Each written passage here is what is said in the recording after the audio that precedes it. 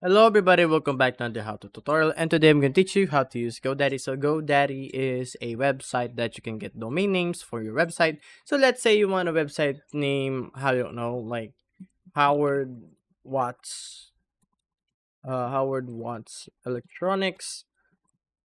Let's see if this domain name is available.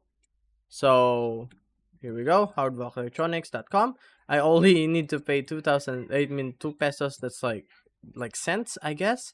So that's pretty good. There's also like other stuff like xyz.me.net.store. You can get that for 1,000 pesos. So that's really cheap. So you have first year only with 3-year term. We have 2 pesos here. So this all in peso, but this really cheap. So 68 pesos like $1 and stuff like that. So it's really cheap.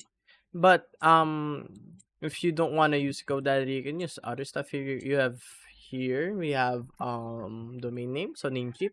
So let's say I want the same one, Howard Electronics.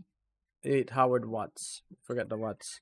Howard Watts Electronics. There we go. We're gonna look it up if it's available. So that the name is pretty cheap. So that's $10 per year.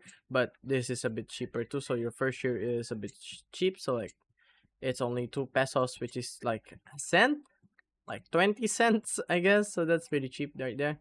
And you can also have Hostinger here. So this all in peso too. So we're gonna search for Howard Watts.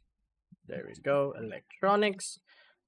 Let's compare the prices between the three. So this is first year you will pay for 300 pesos compared to GoDaddy's 2 pesos. So I think it's better if you go with GoDaddy because it's much cheaper.